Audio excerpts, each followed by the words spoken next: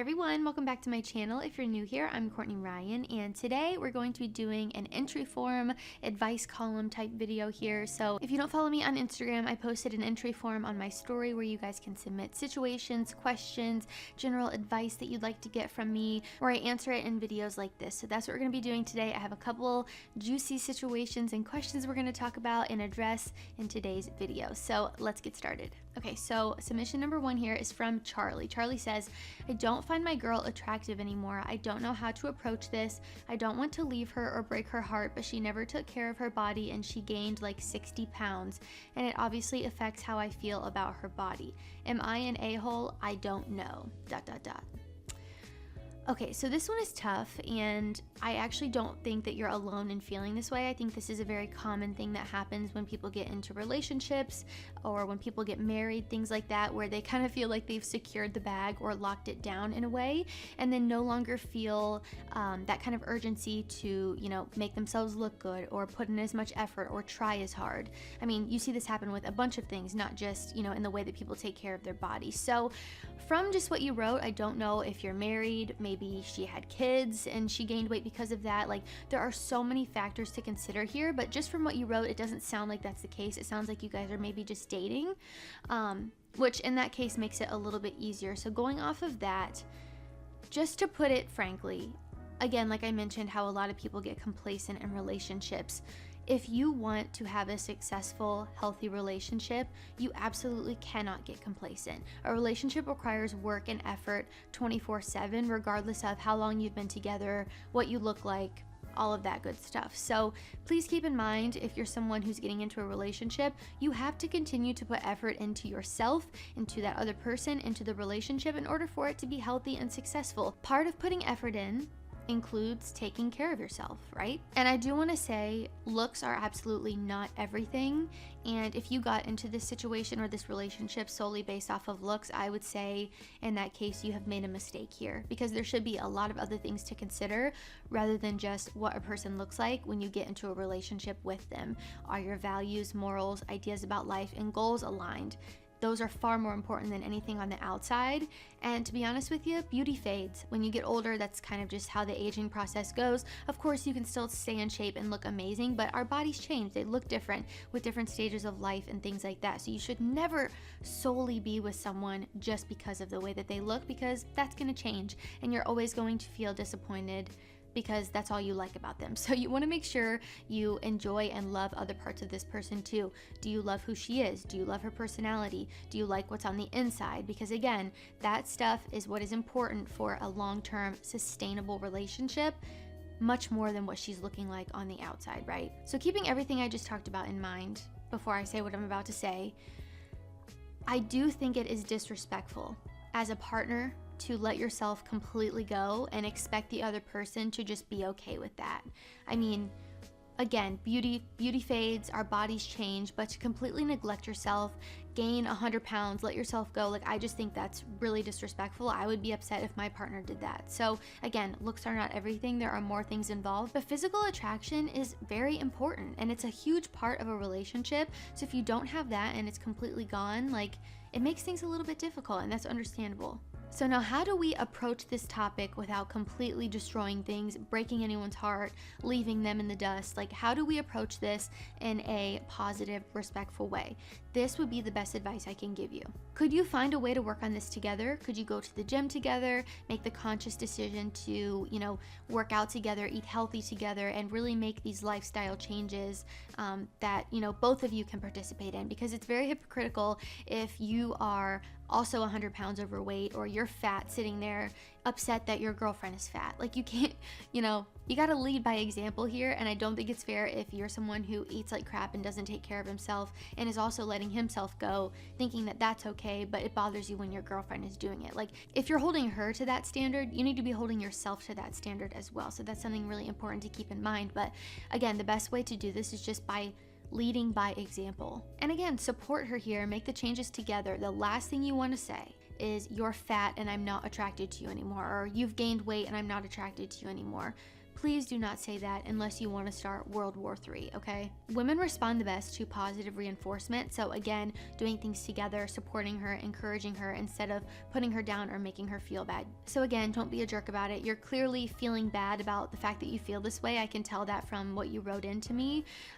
So just, kind of have that reflect in the way that you interact with her. So lead by example and really set the tone for your health here. If you express that this is incredibly important to you and she still does not take it seriously or does nothing to change, then maybe think about the fact that maybe, you guys aren't right for each other. Again, you should want to be with someone who has values that align with yours. And if your health is incredibly important to you and it's not to her, then that will become a problem later down the road and it's only going to get worse. So please keep that in mind. And again, don't be a jerk about it. It doesn't sound like you are that way.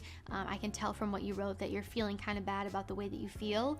But I do think it is disrespectful to completely let yourself go as a partner.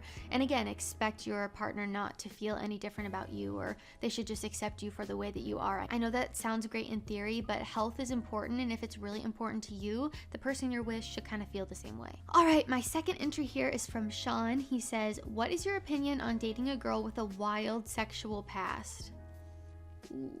Some people say the past shouldn't matter because it's the past. However, your past is what makes you the person you are today.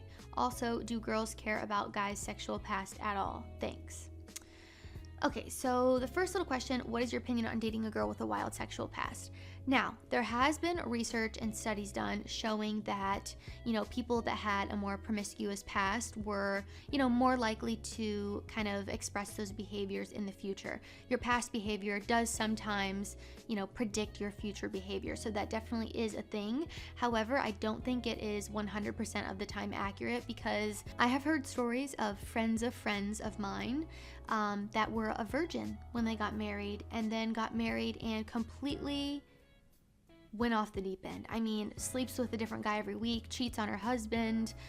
It's a mess. And she was a virgin when she got married and felt like she was missing out and things like that. And I just know of this one story, but it happens way more than you would think. And I'm not saying that to scare you, but I just am saying that so that you understand, just because a girl is a virgin or has barely slept with anybody when she gets with you, doesn't mean she won't cheat on you as much as a girl who had slept with a bunch of people. So please keep that in mind. It really is so individual and comes down to her character and her integrity and how much she values herself, you, and your relationship. So again, finding someone whose values, ideas about life, and success align with yours is incredibly important for many reasons, including this one. And if you don't want to date someone that's had a wild sexual past or whatever it is, you certainly do not have to. It's your preference. It is up to you, and that is your choice to make. It's a preference just like anything else out there. You could compare it to a woman wanting to date someone who makes, more money than a guy that doesn't. A guy might want to date a girl that slept with less people versus a girl that has. I mean, it really is just preference. Okay, and going to your second question, some people say the past shouldn't matter because it's the past. However, the past is what makes you the person you are today. While I do think your past and your experiences all shape you into the person you are, that doesn't mean that people can't grow and evolve and change for the better. I think a lot of people maybe do things that they regret and then they never do it again. So there's the term once a cheater, always a cheater. And again, while sometimes that is 100% the case and a guy will just keep cheating forever, there are guys out there who do it once and never do it again. So I don't think it's necessarily always fair to base everything off of someone's past, if they, are choosing to change or don't want to do those kind of things anymore. So keep that in mind. And again, just because a girl hasn't slept with people or is a virgin doesn't mean she's not going to, want to be promiscuous in the future or ends up cheating on you like that girl I know. So, all right, submission number 3 is from Mark. It says, the girl I've been dating for 3 months now said we aren't boyfriend and girlfriend in her eyes yet. I respect that. She says she needs more time to get to know me and trust me. The thing is, I feel as though I'm the only one putting in effort for this relationship to work. I plan all of the dates, I give a lot of affection, but rarely get any back. Oh, okay. I hope things will improve as time goes on, but I'm really not sure this is the case. Help. So basically, she wants you to act like her boyfriend, but doesn't want to give you the title of her boyfriend. She wants you to do everything a boyfriend does without the label. Absolutely not. Especially because you said you rarely get anything back, which means half the things you're doing, or more, maybe all of it, is not being reciprocated, which is a huge issue. If your time, effort, and energy is not being reciprocated, you have to know when it's time to walk away. And just everything you wrote in this leads me to believe you know exactly what you need to do, but you're kind of dragging your feet because she's dragging you along. She's giving you this little glimmer of hope that maybe you'll turn into her boyfriend, but you're already doing everything a boyfriend does without getting anything in return. So do you see how that's unfair? And I would honestly say that 3 to 4 months is kind of the mark when you either know if you're going to continue something with someone and get a little bit more serious, or when things end. And I know that's not always the case, but just generally, I think that's often enough time for you to get to know someone and trust someone to know if you want them to be your boyfriend or not. So if she's still this hesitant, I don't know, that would make me a little bit concerned if I were you. And just to be brutally honest with you here, what it sounds like to me is that she wants the benefit of having you around, but still wants to keep her options open. So keep that in mind. Again, it's your choice, your decision to make, but trust your gut and know when it's time to walk away, because it sounds like it's getting pretty close. And it also sounds to me like she might have some commitment issues. Like she's afraid to commit to one person, wants to keep her options open. The fact that she says she wants to get to know you and trust you more, like, did you do something for her not to trust you? Because if you didn't, then that doesn't really make any sense. And again, after 3 months, if you've been hanging out consecutively and like doing all these things for her, planning dates, you know, being affectionate and stuff, she should feel like she knows you at this point. And if she doesn't, I don't really know how far this is gonna go. All right, the last one we're gonna talk about today is from Martel. He says, "Hey Courtney, hope the holidays are treating you well. What are your tips for talking about life accomplishments without sounding like that guy who thinks he's all that?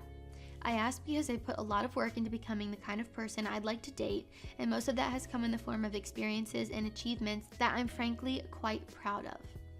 I'm relatively fit, well-dressed, confident, but I feel my most attractive traits are not immediately apparent when meeting new people. I understand that as a baby-faced 5'10" dude, I'll never be a traditional hot guy material, but is there a good way to play my strengths on the first few dates and interactions? Thanks for reading. If you have any girlfriends interested in a 26-year-old guy who can fight off a bear, serenade them on guitar, and has a solid 401k, hit me up." Okay, I can tell just from reading this that you're very funny, charismatic, nice sense of humor. You really sound awesome, and I think all of that is going to speak for itself. You have a good sense of humor, a nice attitude, and again, I think that's going to make you stand out. And it sounds like you have a lot going for you, and you would be a great partner. You kind of have your life figured out, and you're ready to, you know, make that next step and feel confident inviting someone into the life you're confident that you've built for yourself. Your accomplishments and your achievements will simply just speak for themselves. Those aren't things that you need to go out of your way to bring up or to prove or to act a certain way to impress a girl because you feel like you're not the traditional hot guy. Really what you want to do is just be you. And again, all of these things will speak for themselves. Just in this little paragraph you've written me, I see all of that right there. So I don't think you need to overcompensate by, you know, proving yourself or trying to sway the direction of the conversation a certain way to bring things up, or I don't even really know how you would do that without coming across as that guy or someone who's braggy and things like that. So you want to avoid that. And your experiences and achievements will kind of come up naturally in a conversation with someone. So, you know, say you're asking about places you've traveled to, or what you did for school, or what you do for your job, things like that. Like all of those will naturally come up in a conversation, and you won't have to like go out of your way to prove anything. And when you ask me this question, it kind of reminds me of the circumstances when guys who say they're alpha, or guys who say I'm so high value, typically are not. Because if you have to say you are something or prove to people that you are something, you're not those things. Things like that will simply just speak for themselves again, and you won't have to go out of your way to like prove it to anyone or show anyone, you know, that you are those things, because again, they'll just show for themselves. So kind of keep that mentality in mind when you're going into conversations and dates and things like that. Is just be you. Be the authentic version of yourself. Be the best version of yourself. Put a good foot forward. You say you dress well. That's amazing. That's great for making a good first impression. But again, it doesn't sound like you even need my help. It sounds like you have everything going on and just don't want to come across as braggy. So in that case, don't brag. Just let things come up naturally and be the most authentic you that you can be. Alright guys, that is all I have for today's video. If you liked it or found it helpful, be sure to give it a thumbs up and subscribe to my channel to be in the loop for when I release new content. If you haven't already, be sure to follow me on Instagram at Courtney Christine Ryan. I love connecting with all of you guys on there as well, and that's how you can participate in future videos like this one, so be sure to follow me there if you haven't already. As always, thank you all so much for watching, and I will see you all next time.